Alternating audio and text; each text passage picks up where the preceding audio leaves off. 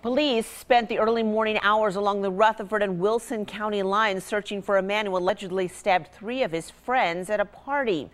Matthew Torres is there on the scene. Authorities have gone home now at this point, but they're still looking for this alleged suspect. Right, Matthew?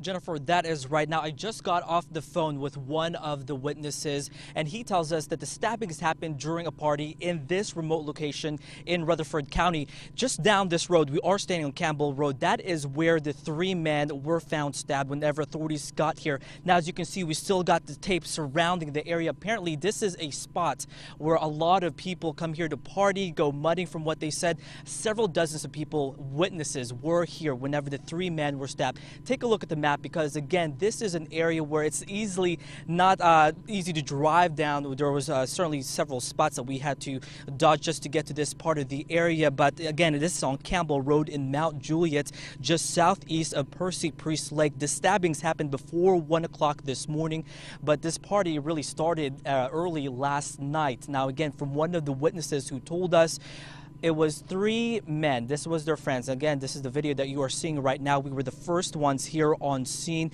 as investigators continued their interviews with some of the party goers as well as scope out the scene. We are being told that 2 of them were airlifted to Vanderbilt Medical Center, where they are now in critical condition. The other was transported to a nearby hospital. Just to give you an extent of the injuries, again, these are according to the people who attended the party. 1 was stabbed in the neck, the other stabbed in the face, and finally, the 3rd was stabbed in the stomach. At this point, we are not getting information from police as far as who the suspects are, but we are being told that it may have been 2 people who just intruded the party, started a fight, and get this, it may have all started because of spilled drinks. Now, as far as any other information, we'll make sure to update it throughout the day. But for now, we are reporting live in Rutherford County. I'm Matthew Torres, News Channel 5 HD. Another stabbing overnight, this one in Hermitage, left a man fighting for his life. It happened at the Hermitage Inn on Lebanon Pike just after midnight. Metro Police tell us 2 men were drinking and got into an argument in one of the rooms. One of the men then stabbed the other several times. The victim was taken to the hospital with life-threatening injuries. Police found the suspect in a different room and took him into custody. They also took him to the hospital to be treated for minor cuts on his hand. A fugitive is dead after being spotted in Wayne County yesterday. The sheriff's office tells us a vehicle was found first in Waynesboro that belonged to Terrence Grayer. He was wanted on capital murder, kidnapping, and burglary charges in Mississippi. Police put the town on lockdown while they searched for Grayer. Authorities told us when they stopped at an abandoned home around 7 last night and went inside, they heard a gunshot and found Grayer dead of an apparent self-inflicted gunshot wound.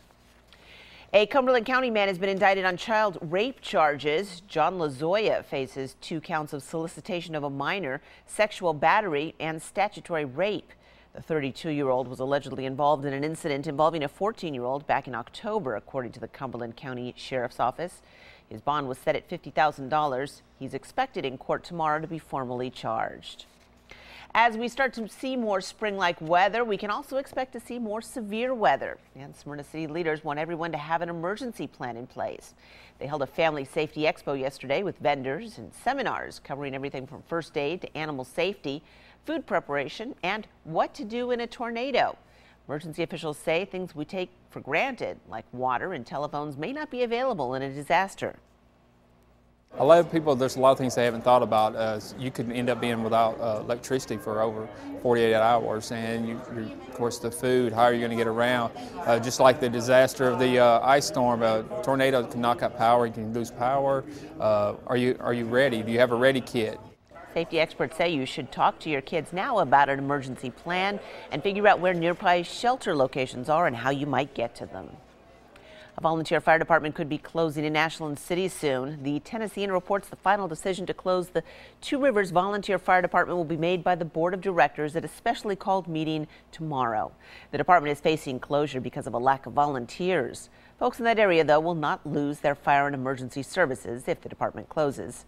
If 2 Rivers does close, it will take several months, and all the equipment will go to Cheatham County.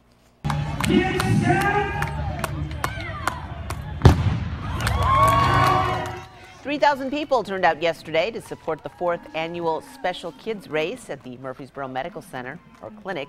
The sold-out event included a 5K, a 15K, and a 1-mile fun run. The yearly race has raised nearly $500,000 since 2012, and that money has been used to provide therapy and nursing care for children with special needs.